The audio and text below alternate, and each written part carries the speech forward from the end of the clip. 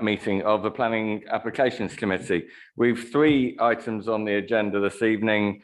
There are no speakers for agenda item number 5, so I'm going to take that one last. So we will go in order 6, 7, and then 5 when we come to the applications. The agenda, we will start with that. And no, I've lost my sheet. There it is. Right, minutes of the previous, oh, sorry, apologies for absence. I have one apology from Councillor Henry, and I'm pleased to say that Councillor Dehaney is substituting for his last meeting. Great, thank you, Councillor Dehaney. John, thank you for being here. Declarations of pecuniary interest, do we have any? I'm not seeing any, okay. Minutes of the previous meeting, can they be agreed as a true and accurate record of that meeting? Agreed, thank you. Okay, so now we come on to the applications. As I say, we're going to take item 6, then 7, then 5.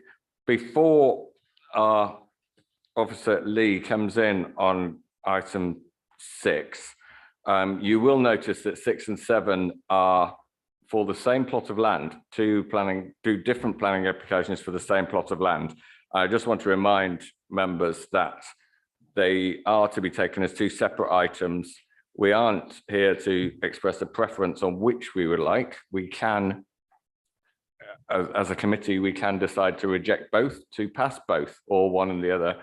But it isn't a question of saying which one we would prefer and pass that one and reject the other one. We can, if we want, pass both or reject both, as I said. So agenda item 6 is the electrical substation adjacent to 14 Pepys Road in Rains Park, and Lee Harrington will present on this one. Thank you. Thank you, Chair. Draw members' attention to the modification sheet, if I may. There was a late representation came in from the Langham Court Residents Association regarding some matters that they wish to address regarding to access to the site, Building Safety Act, and whether the matter will be deferred. We've set out in the mod sheet the position on the access to the site. There is some dispute between the freeholder and the leaseholders over access rights across the land, but that is the matter that's a planning consideration for us at the moment. The 2 applications, the one for the 2 houses, which is the first matter, doesn't allow any further access from Pepys Road to the Langham Court flats at the back. The one for the flats does. The representations related to the upcoming Building Safety Act in terms of relation to fire safety, but at the moment that hasn't been that law hasn't come into effect yet. And so we're basing the decision on the current legislation, from which we've had comments from the fire brigade, who raised no objection, and the applicant's own fire safety expert. And the third matter that they asked for consideration was the possible deferral of the matter, subject to the upcoming legislation coming into force. But our recommendation remains that these 2 matters will be dealt with tonight. But obviously that would be a matter for members to determine on to what they wanted to do in regards to that. Was there any questions on that part before I start? Okay, right, thank you. All right, if I can share my screen, I'll go through the first of the 2 applications. There were 4 applications submitted in total for the site. 2 are before members tonight. The first one is the 2020 application, and that is for the creation of 2 3-story bedroom dwelling houses on the site. The recommendation for that is to grant subject to conditions on 106 agreement to make it permit free. The site itself is occupied in part by 2 electrical substations. Both of those are live substations which supply the local area. A condition is recommended whereby alternative facilities for electrical supply would need to be supplied and up and running before any commencement of work on the site, so that we don't interrupt the power supply. If I could share my screen.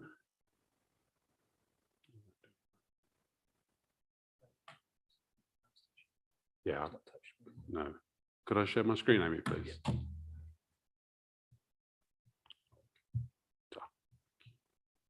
go to the top. There? Yeah. There? Yeah. There? Lovely. Oh, that's not shared. Still sharing.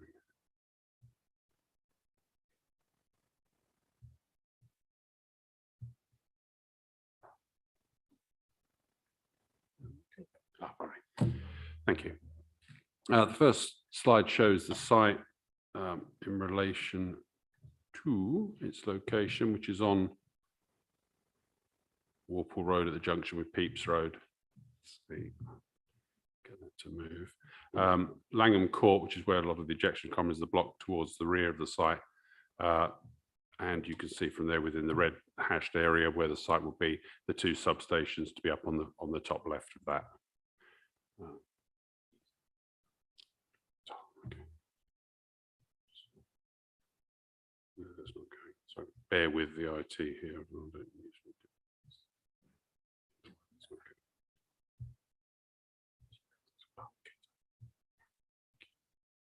So the first slide, this shows the entrance to the site. These are the two electrical substations that would be removed of that with the gates through to the block. That's Langham Court, the flats behind it. This is set back a little bit further to show the front of the site, the house at 284 Warple Road on one side and the office block to the right with the flats behind it. This slide shows the vehicle emergency access at Langham Court off of Langham Road. And this runs up the small building at the end of that pathway. That's as far as a vehicle can travel to go along there. But it allows emergency access. This is the site itself taken from the corner of the flats at Langham Court, looking back towards those gates that were in the earlier picture with the petrol station behind it. Slightly different angle, but the same site. And again, this is from just around the corner of the block of flats. From this view, this is looking across the flats to the left of the site, and the red gable end is the corner of 284 Warple Road. These shots just show access to Langham Court. Obviously, there was concerns from residents that this would impact access to it, but the block itself is surrounded on these sides by approximately 2-foot high wall, service from Langham and White Road. It's the main entrance to the flats. Again, showing the walls. So if we go through the first one. So this is for the two houses, both almost identical in size and layout. One is 3 square meters larger than the other one. They set back from the road and are angled to follow the curve of the road around. Each one has garden space to the rear, which goes up to the edge of the bit where the photographs are taken. That's it, showing in context the distance between the back of the houses, back fences, and the corner of the flats. And then here we have the layouts. So effectively open into a study living room area, central kitchen, living rooms to the back. The blue area shows the glazing that would be above that part of the lounge. Going up to the first floor in both units, there's the bedrooms. Bedrooms up on the top level with a hipped roof to the front elevation, flat green roof area to the rear. Sorry. Just showing it in context of the front elevation from Warple Road and Pepys Road, where it's been set between the two designs on a similar height. It's the rear elevation, a more modern elevation, with this showing the flat roof sections and the pitch roof to the ground floor rear. These are just the side and section elevations. Sorry. And again, that's it. To the thing, this is just indicates where the applicant suggests that they may be able to locate the alternative electrical supply for these for a new substation. Over to you. Okay, thank you very much for that. As is normal, we've now had the officer presentation. We now go to representations from outside the committee, which is one objector, Matthew Willis, who I presume is you in the building, and you will have 3 minutes to speak on the. I would prefer to speak after the apartment one is presented, because my objection was to 21/P3428. Okay, so you want to speak on item number 7, which is the flats rather than the houses. Okay. Yes, thank you. Okay. Right. So we move to councillors with any questions to the officers on the detail of the report. Councillor Dean. David.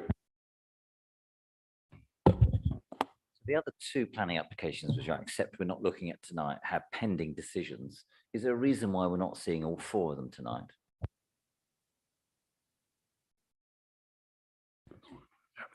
Logistics, one of the ones, number 4.2 on your list, that would be one that would be likely to be recommended for, well, be done as a refusal because it doesn't supply a rear garden. Because of the logistics of fitting on the cases, we said to the applicant, how many, we can put 2, which 2 would you like to hear at this first committee? And these are the 2 that they suggested. Last question. They, whoever owns this land, whoever's making this application, has no rights to make any proposals about where the new substation should be, I'm assuming. My assumption is that they can request, but they need the permission of the landowner of wherever they want to put the substation. Is that correct? The applicant is the freeholder, but obviously that needs to be addressed in terms of a planning application to build the structure, and it would also need work with the UK power networks to check that it's an appropriate location. It's one thing to write on a drawing, I'm going to put it here. It needs, which is why the conditions going into place, so that that's all buttoned down, that it has to be sorted beforehand. John. I thought the substations were the property of the electricity board. How come, it's available for this developer to more or less do as he wants with them? Okay, my understanding is that if the electricity board own the substations, they are the leaseholders, and the applicants in this case are the freeholders of the land. So they own the land, and the electricity board may own the leasehold on that land. And as the officer just said, no work could take place until the substations are relocated somewhere else with agreement with all the relevant parties. Is that correct? Yeah. Councillor Crowe. Stephen. Thank you, Chair. I would like to ask about shadowing to 284 Walpole Road. It seems to me that the applicant's site, because it's got a northwest southeast location, effectively the sun obviously rises in the east, moves round to the south and sets in the west. Well, that means for midday onwards, I would have thought 284 would be substantially in the shadow of the proposed development. Could the officer comment on that, please? Yeah, the building itself is set largely, the upper levels of it, on a line with the upper levels of 284. So the more protruding parts of the bottom are single story. And you also have the office block to the south of that is 3 stories, and that casts quite a shadow itself over the site from there.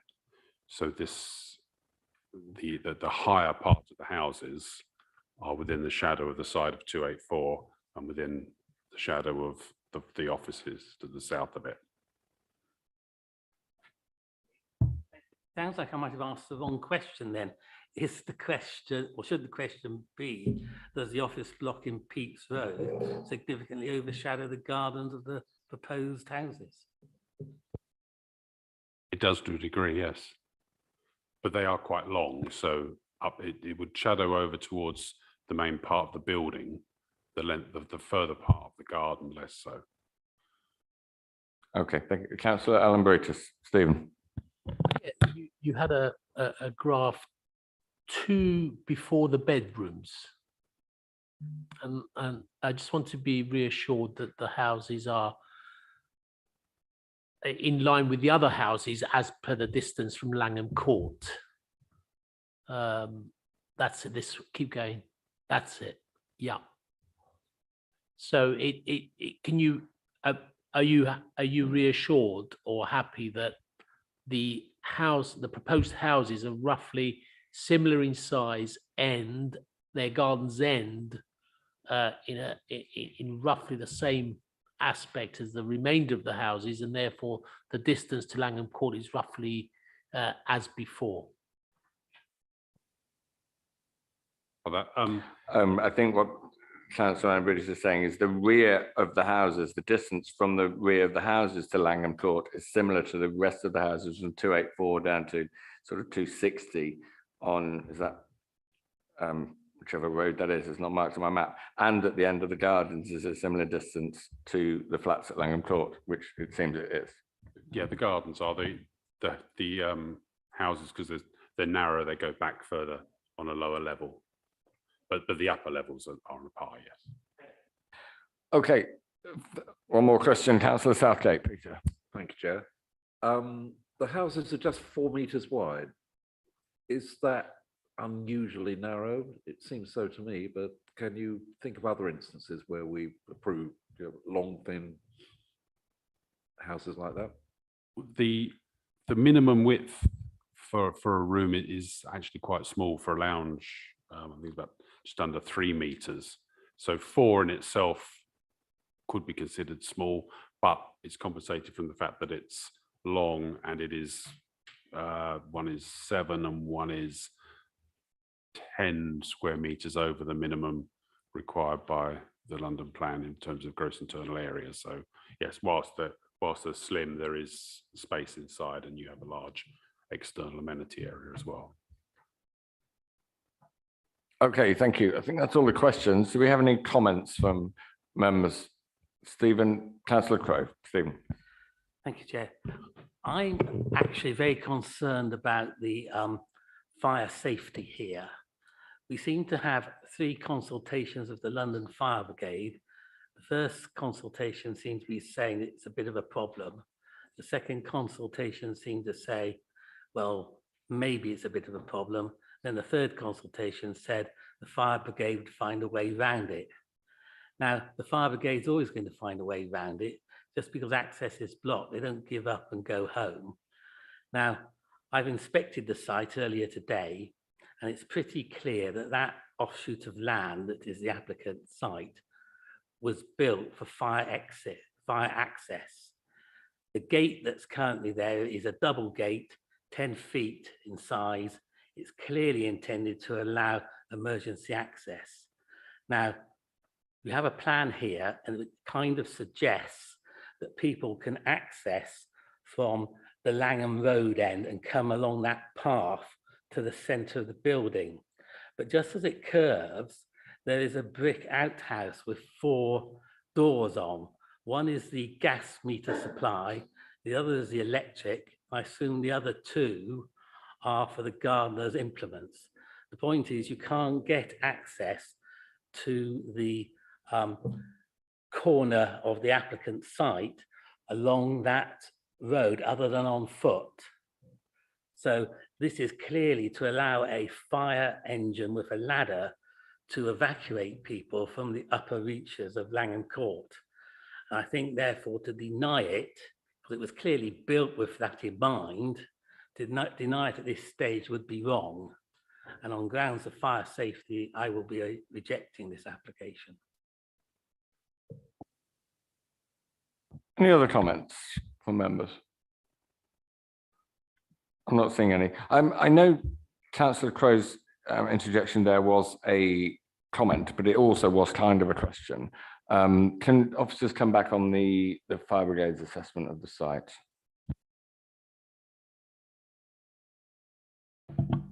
The fire station officer initially said that there was an issue with access to the site, and that whilst we wouldn't normally need it, that would be preferable. Having gone round the site and seen the amount of access on Langham Road and also from Wyke Road, we felt that we'd like them to come back and have another look at that, bearing in mind that you could reach the site from all these other sites, and there wasn't a lot stopping a tender getting close to it, or fire crews getting across the small wall, or anything else like that. And in fact, that corner that you referred to, I don't know why I'm pointing at this, but the the tender can come down to that end and be quite close to it, from on that southwest corner. If you were the bottom bit, you just color where it says road. Point is that a tender with an extendable ladder can only reach that corner by coming through the fire gates on the applicant's site.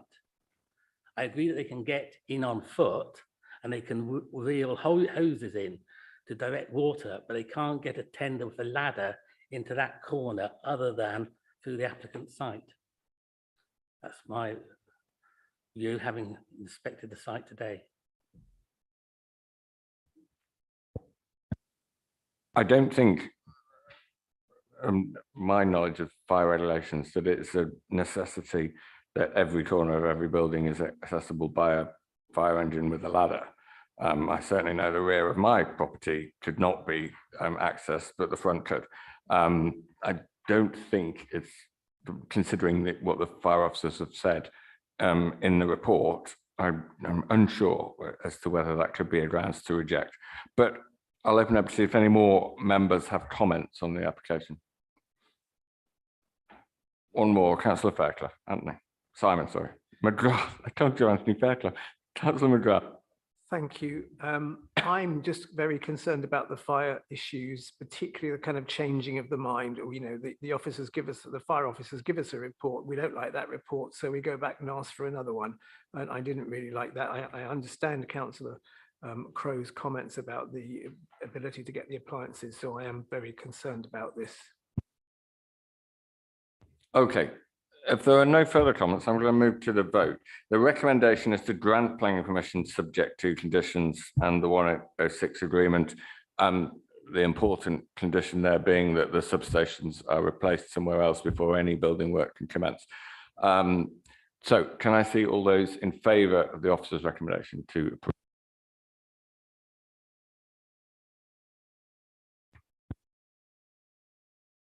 Not voting, sorry, 3. And not voting 2. 5 in favour, 3 against, 2 not voting makes the 10, and that application is approved. Thank you very much. We now move on to application agenda item 7, which is on the same site, and it is similar demolition of the existing substation, but this time instead of 2 houses, it's for 3 self-contained flats. I would encourage officers and members not to rehash issues we've just dealt with, because if we have decided that, for instance, it's fine for building to happen on that site, we don't need to have that argument again, but the specifics of this application. So first, again, it is Lee to present this application. Yeah, thank you, Chair. We'll just go to the plans on this one. We've covered the groundwork for this one. So this one is for a block of 3 self-contained flats. As opposed to the previous applications, there is a slight side entrance to this one that allows access to the rear of the site. It takes up less space than the house elevation because of the requirement not to provide. There is no requirement for the large gardens. There's less space taken up with this one. So we have again setback on a offset angle at the front, entrance into the 2 blocks, a small garden area at the front. The existing trees will be replaced by some silver birch. You enter into the flats. The larger of the flats is on the ground floor. Combined living area to the front, overlooking the garden area. Bedrooms to the rear. Access out to an amenity space. The upper floors are smaller and both follow the same floor area. There's with the same floor on each one. Again, a mixture of hipped gable roofs and a flat roof on the back with the green roof area. This being the front elevation, similar height to the previous application, detailing in the brickwork there. And this has been slightly amended at officer request such that the screening wall here has been reduced a little bit from the top because we didn't feel that that was needed. So that just reduced, allowed the retention of the privacy, but reduced the overall look and bulk of it, and allowed a little bit more light through and less noticeable with the green back to it. This is it in side elevation, again with the reduced height at the first floor, upper floor levels. And similar, there's this offset back that we saw from the other application. Again, the units all meet the required GIA requirements for the units, amenity space and everything else.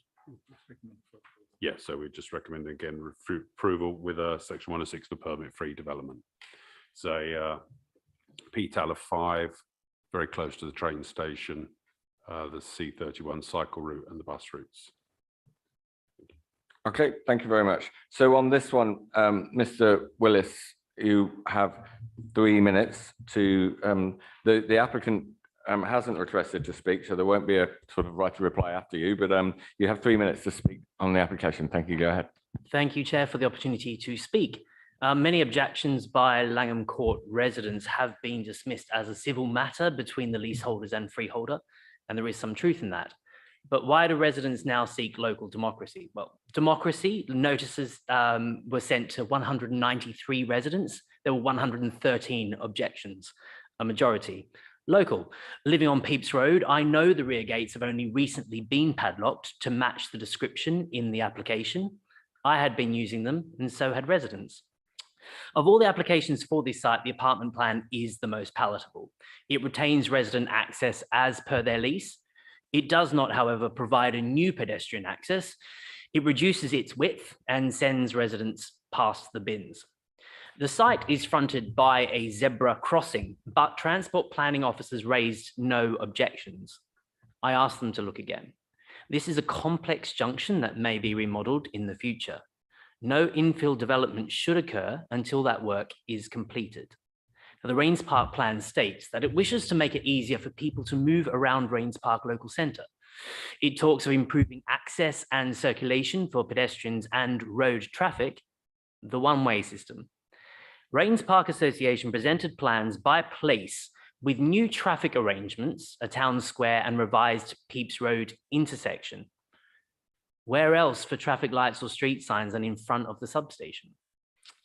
On the substation, it is only in the agenda notes that this is confirmed to be an active facility. More objections would no doubt have been received had moving it been in the application, but this had not been agreed with UK Power Networks as being a feasible option. Look, I acknowledge officers state no development shall commence until alternative electrical substation facilities have been provided. But for 3 flats, is it worth it? Is relocating a functioning substation compatible with the council's green agenda, with the current energy crisis, with the rising costs of utilities? Back to residents.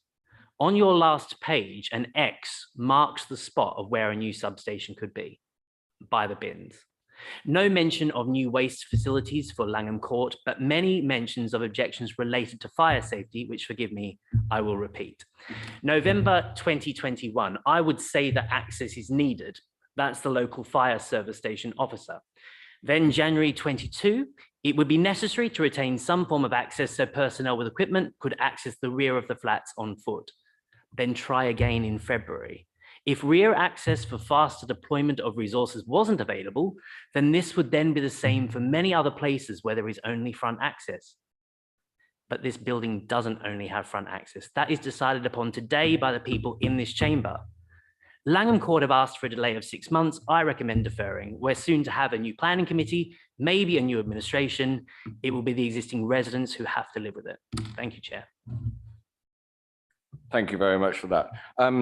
Lee, is there anything specifically on that that you wish to clarify or come back on? Yeah, the question of the feasibility would be a matter that the applicant would need to consider. Obviously, moving a substation, rebuilding it, and cabling is a very tricky thing. It's not an easy matter to do, and it may well be that the cost of doing that took out the feasibility of it, and the proposal didn't go ahead. But we couldn't refuse it on the grounds of it might cost a lot of money and it couldn't be done. So based on it being a possibility, whether it's viable or not isn't a matter that we could consider in terms of the planning. But your point is noted.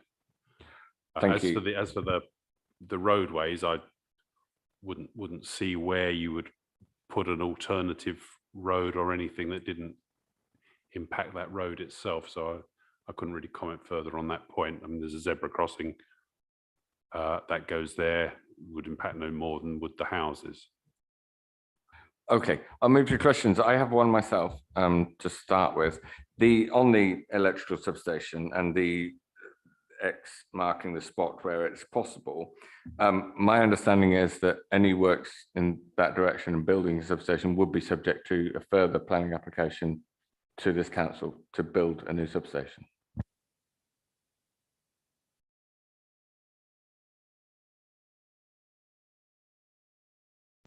Okay.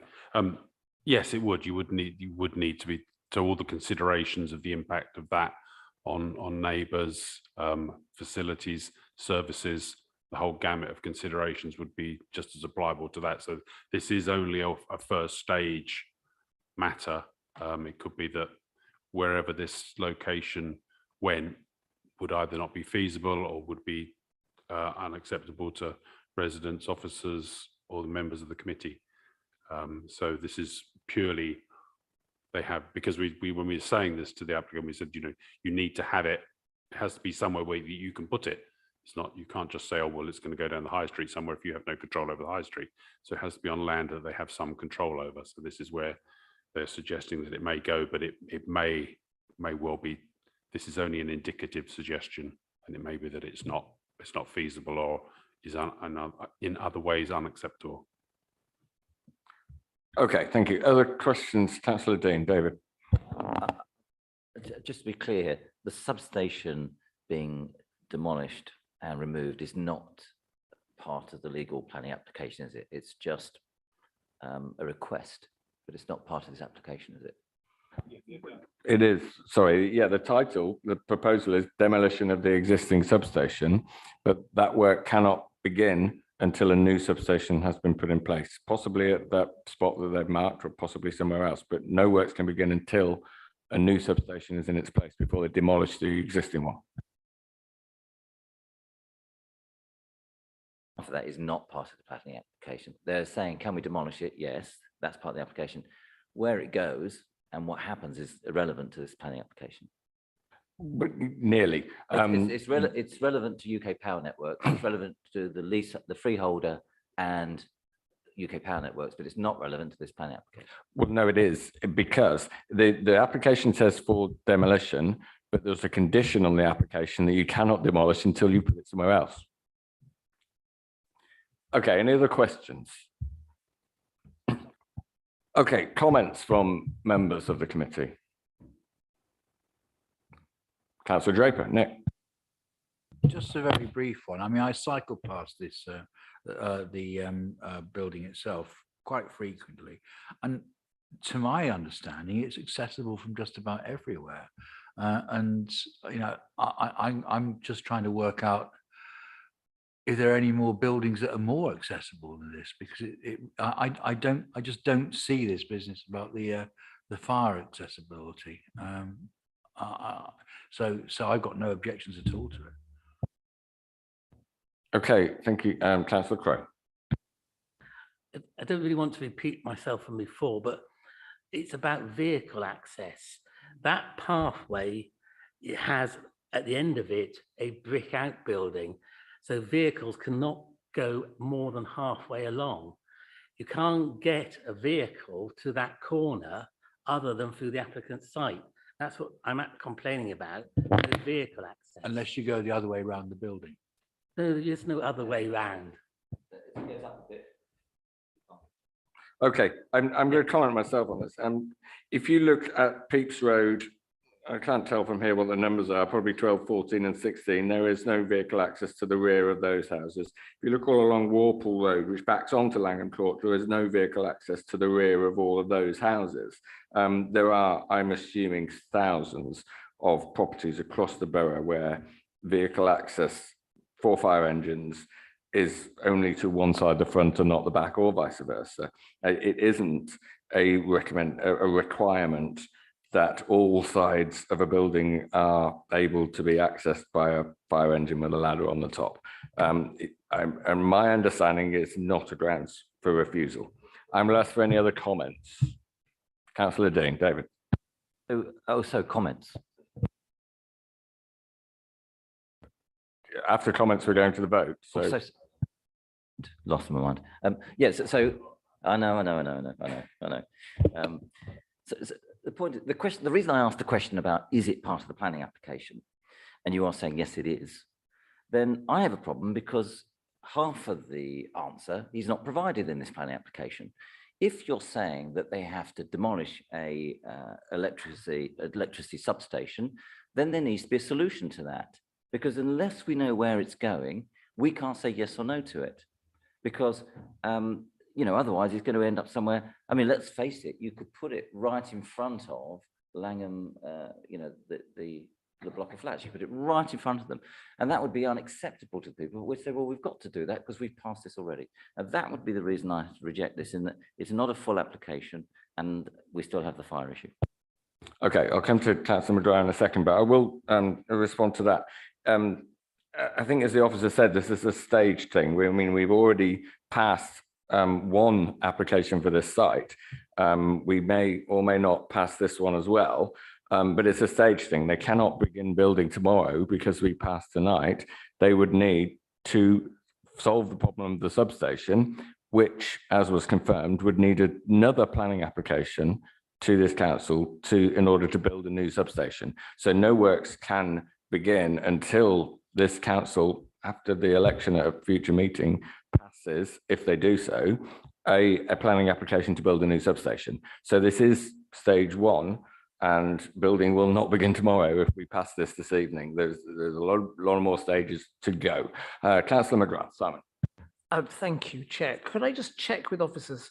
Sorry, and this is going back to a question, so I apologise. There would need to be an application for planning permission for wherever the new substation went. Is that right? Yes, it would. I mean, the reason we've got the condition in there is so that if the land is sold or anything like that, whoever buys it knows that they must sort this issue out with the substation, because otherwise it could be just, somebody turns up one day and starts kangoing the thing down. So this committee, or is it something that could be decided by officers? Because it sounds to me like it's something that should come to this committee. That would be dealt with in the normal way, and if there was sufficient reasons under the normal criteria, officers could put it forward to the committee, or they could decide it under delegated responsibility. I won't be chair when it comes to this, but my suspicion would be that it would come back to committee because of the amount of public interest. If there are no other comments, I'm going to move to the vote. The officer's recommendation is to grant planning permission subject to the conditions, including, as again, that condition about the substation. Can I see all those in favour? 1, 2, 3, 4, 5. All those against? 4. And my 1 non-vote, that makes the 10 votes. 5 in favour, 4 against, 1 not voting. The recommendation is to grant planning permission, and that is passed. Thank you very much. Finally, on the agenda this evening, item number 5, Carter Housing Estate in Rains Park, which is installation of some bins and removing some car parking spaces. And it's Tim Lipscomb, who I believe is joining us over Zoom to present on this one. Thank you, Chair, and good evening, members. Thank you. We can hear you. Go ahead. Excellent. Thank you. I will just share my screen to get the presentation on. I won't be a moment.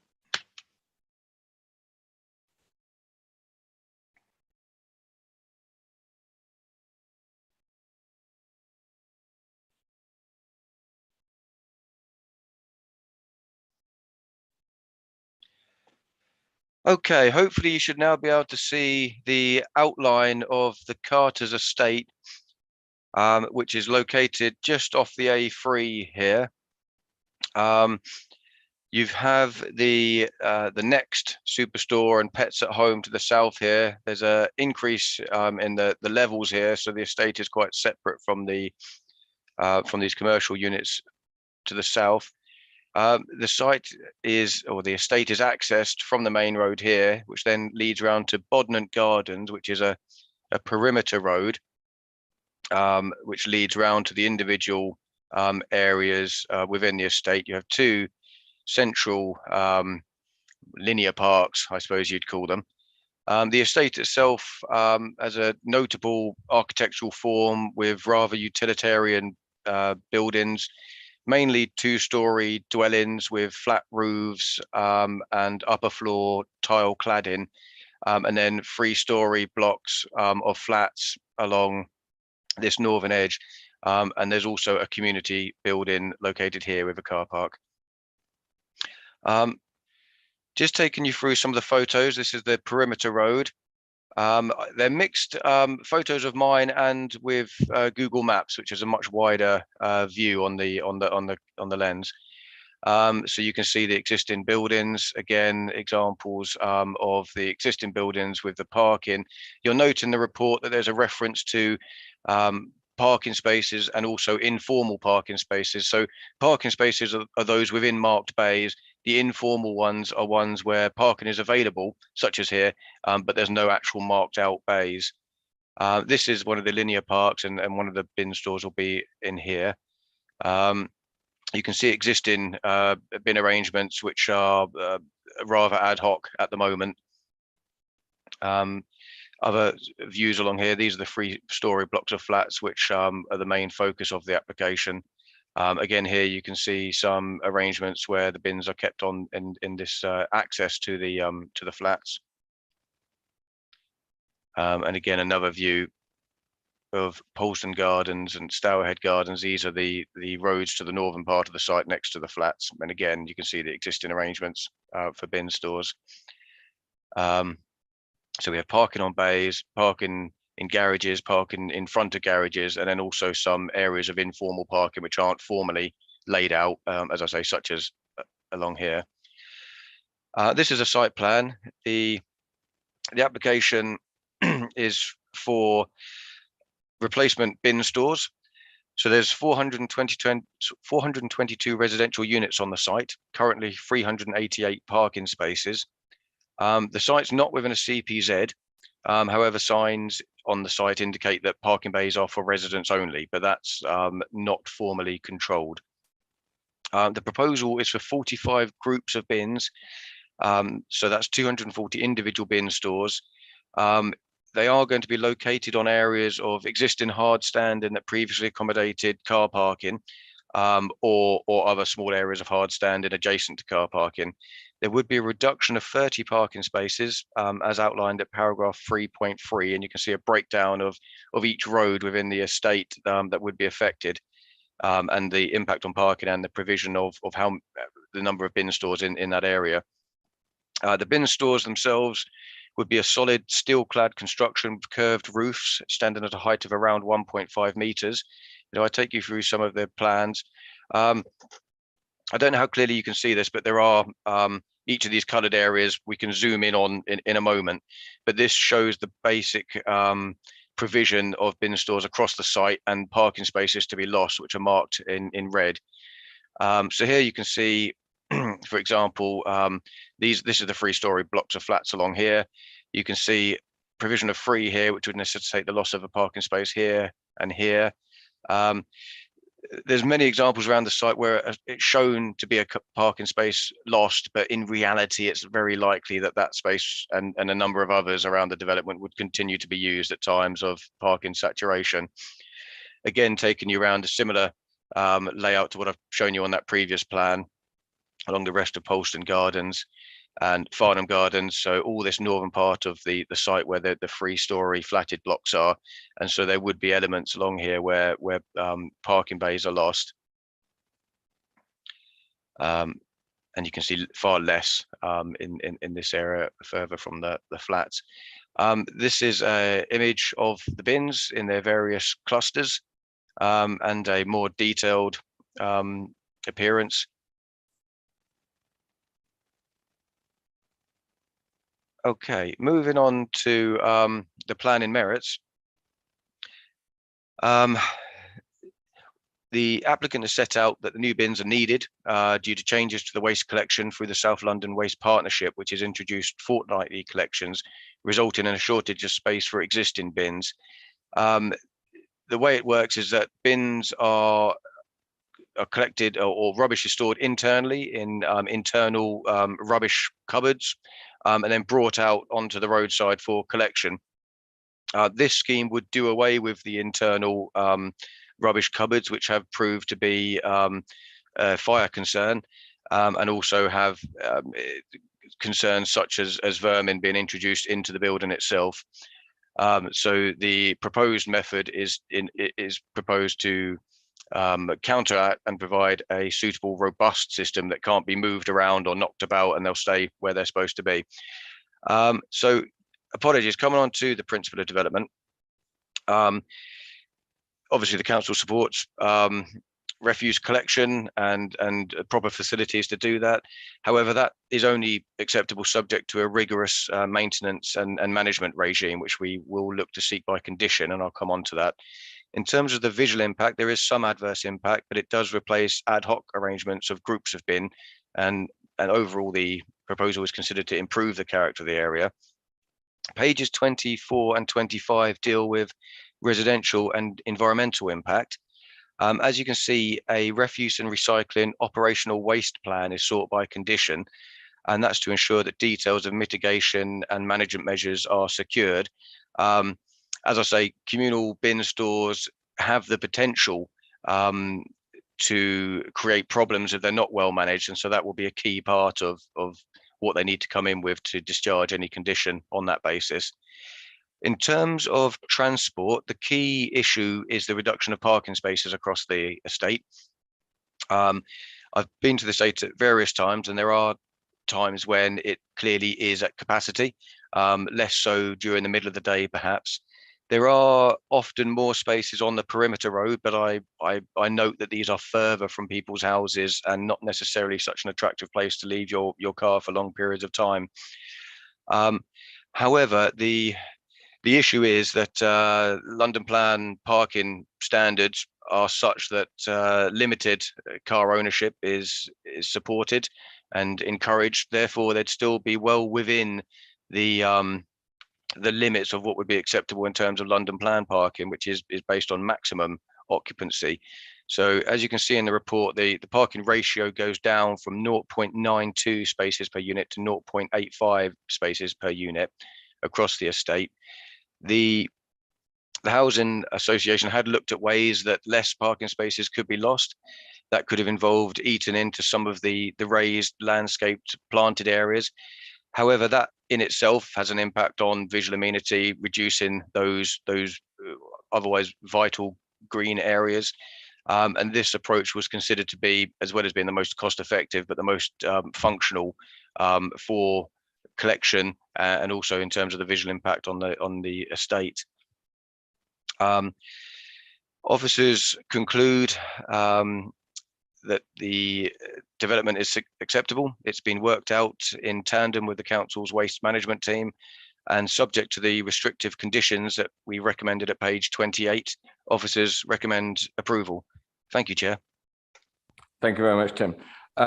Any questions? We don't have any speakers on this item. So any questions from members on the detail of that report? And Councillor Crowe, Stephen.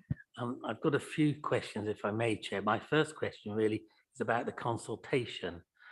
Can the officer please confirm that all of the residents were written to about these proposals?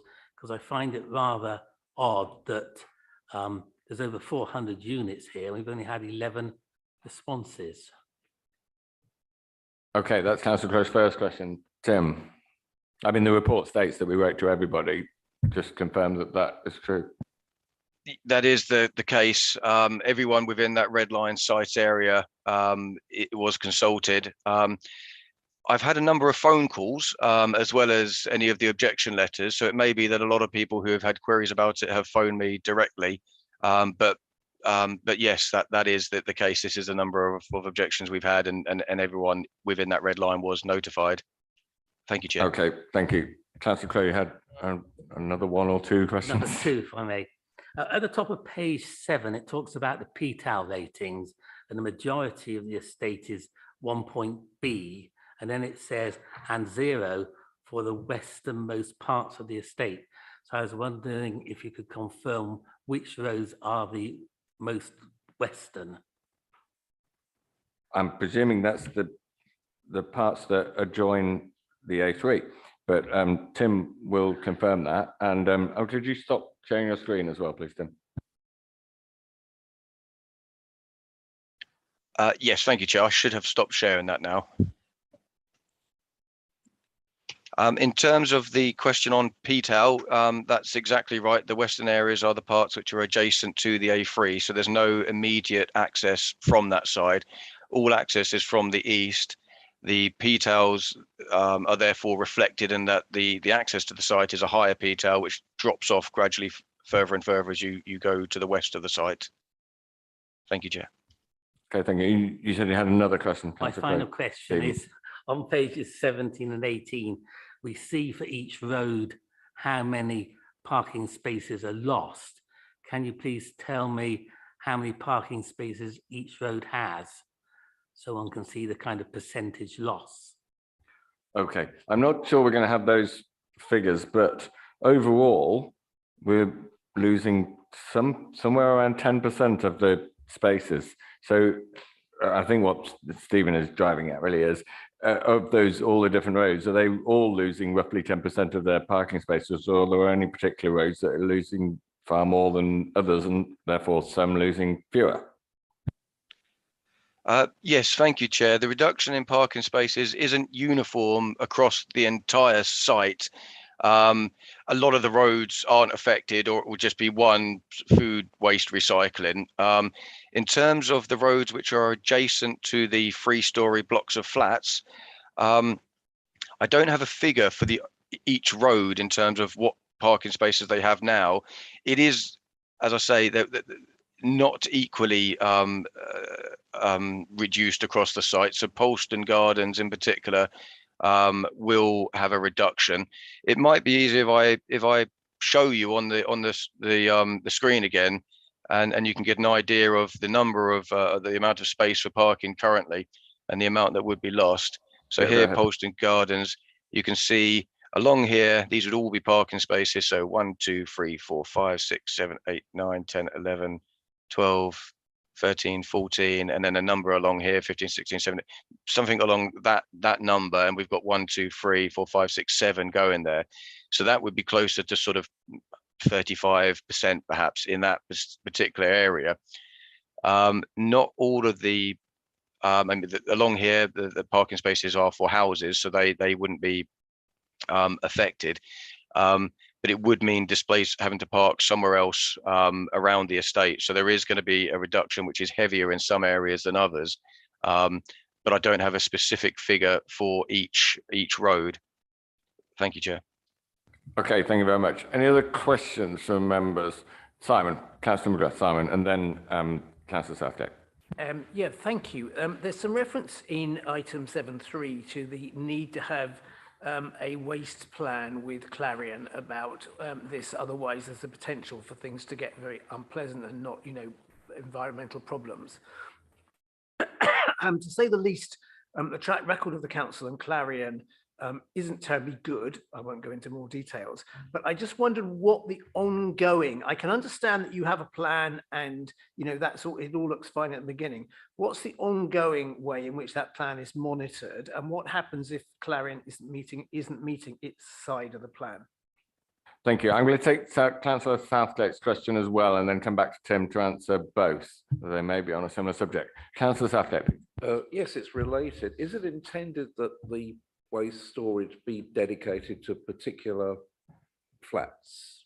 I'm anticipating here a problem if people start, as it were, fly tipping in their neighbours' refuse storage, and can that happen, or? I think I might come in on this one. There is no way of policing that a resident of a particular block puts their waste in the closest bin to them, the bin store that is allocated to their block.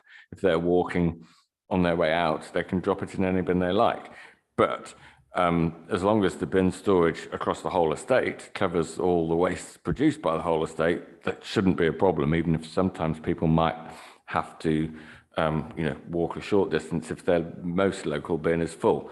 But as long as as Councillor McGrath was saying, as long as the plan for the waste disposal in general is good enough and has overcapacity, so that most of the time it can certainly deal with it. And in times like Christmas, when people have lots of extra waste and cardboard packaging, it can still cope with busy times. So I'd expect it to be at overcapacity. That's what I would expect the plan to be. But Tim might be able to answer those two questions further if needed. Thank you, Chair. That largely does answer them. In terms of the waste plan and ongoing enforcement, the details of the waste plan will need to set out maintenance and ongoing management regimes. So there will be triggers within that are enforceable against. That would be responsible, or planning enforcement would be responsible for that. It's likely that any issues in terms of management would also be an area of concern for our waste management team. So it's likely that planning enforcement, in conjunction with the waste management team and the contractors, would deal with Clarion directly on that if there were problems emerging. I mean, the idea is obviously that it improves the situation. With anything, enforcement is something that we have to bear in mind if conditions aren't complied with, but the conditions should be sufficiently precise and enforceable that we do have a viable way of controlling the management of the bin stores. In terms of the use of the bin stores, it's really the flats which they're there to serve. So there's enough bin stores to serve those flats. There are houses to the immediate south, but they'd continue to be served by their own wheelie bins. So there's not likely to be much pressure for residents to go to the communal bins for the flats to put rubbish in there because they'd already have sufficient rubbish storage of themselves.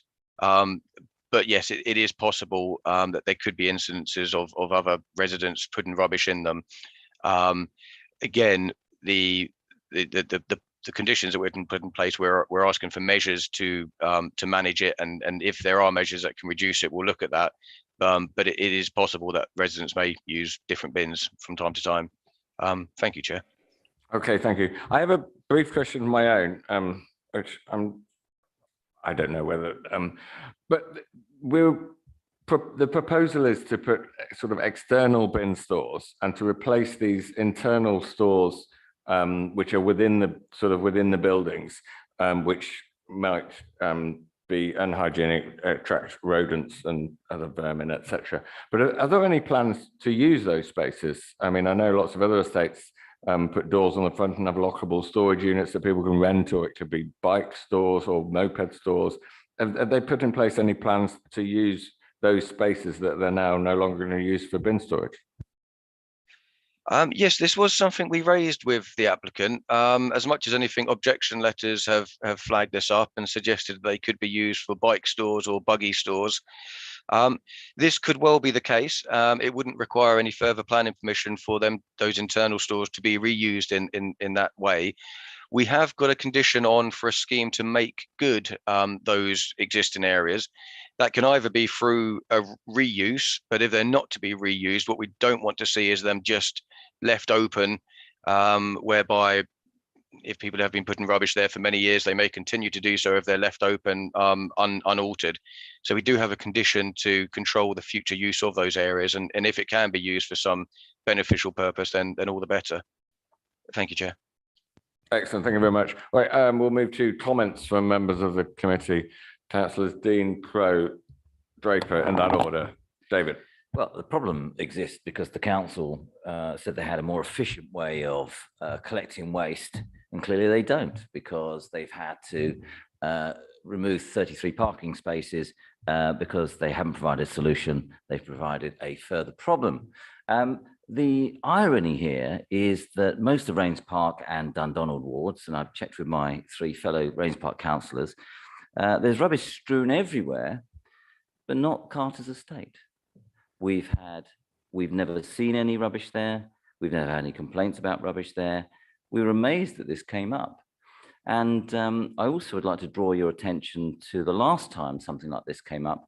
I think it was moat housing, and I think it was Pollard's Hill. And I wish Joan was here tonight, because she was objecting to this kind of thing, because it wasn't right for the social housing area. I can't remember which way I voted, but I'm pretty sure I would have agreed with her, because this is a problem of somebody else's making. People at Carter's estate would be more critical of lack of car parking than they would with any bins issue. There is no issue. This has become an issue because of council. This is the wrong solution, and therefore we should not be doing it. Thank you. Councillor Crowe. Stephen. Yes, I'm kind of approaching this from the point of view of loss of amenity. Carter's estate was built in the early 70s, so it's been running perfectly well for best part of 50 years. Parking is a bit of a problem. I've noticed it myself when going out canvassing. But the real problem, I think, is that 30 residents are going to lose parking spaces, and that's a real loss of amenity. Now, we know that the PTAL rating for the most westerly road is 0. I think the most westerly road is in fact Stourhead Gardens, and they're going to use 7 parking spaces. It's not a long road. So I think this solution of putting bins on car parking spaces is going to cause a disproportionate loss of amenity to residents, and that should be rejected. Thank you for that. Councillor Draper. Nick. Awful lot to say. Just making a comment as far as people misusing the bins. Show me a communal bin and I'll show you a fly tipper. There will always be problems every time there is a communal bin. We see that across not just the borough, but across South London, bearing in mind, of course, that South London have the same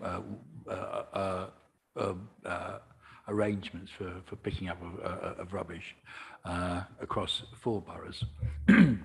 It's not just Merton.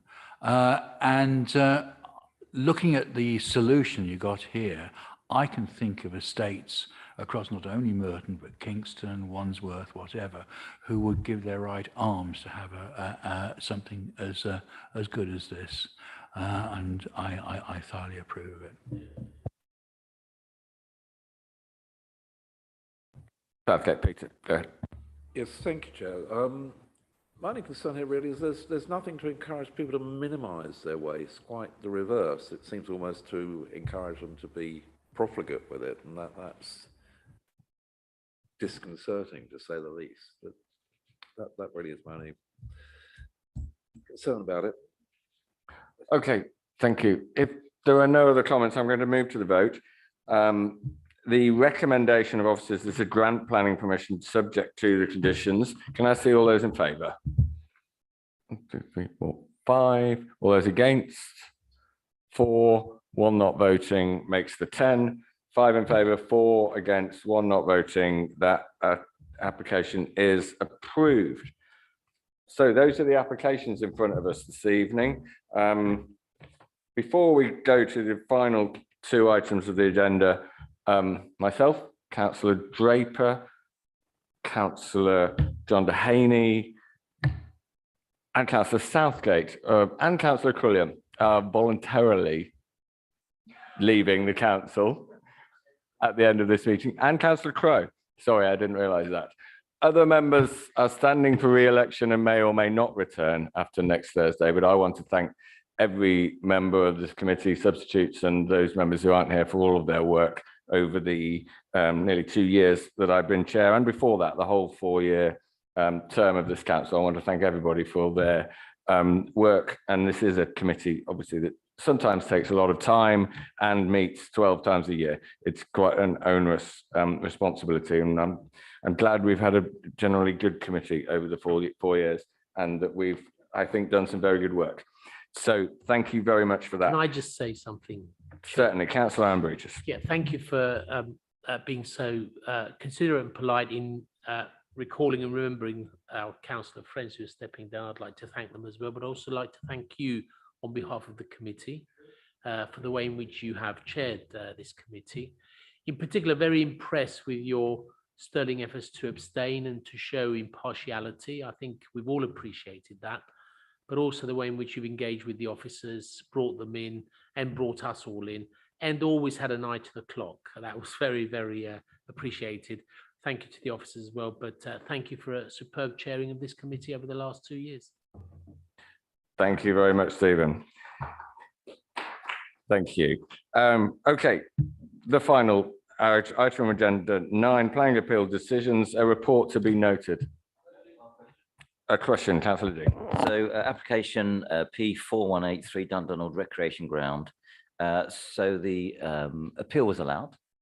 I just would like officers at some stage to speak to Green Spaces to confirm that their opinion that they won't allow the planning application to go ahead be distributed to councillors in that ward.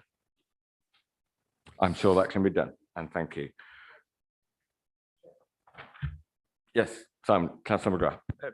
First of all, to for once completely agree with Councillor Amenity about your chairmanship of this committee. Thank you for that. I am also concerned about the Dundonald Recreation Ground appeal. It was there was some information provided about the toilets, and I think that was one of the reasons that the appeal was allowed, because the information about the toilets wasn't accurate. And that does concern me, and there does seem to be a particular animus, as Councillor Dean referred to, from some council officers and ID Verdi officers about this. So I am also concerned and would absolutely welcome what Councillor Dean has said about it. Thank you. Okay, thank you for that. Agenda item 10, enforcement report to be noted. Noted. Thank you very much. Thank you all very much for your time. That's the end of the meeting. Thank you.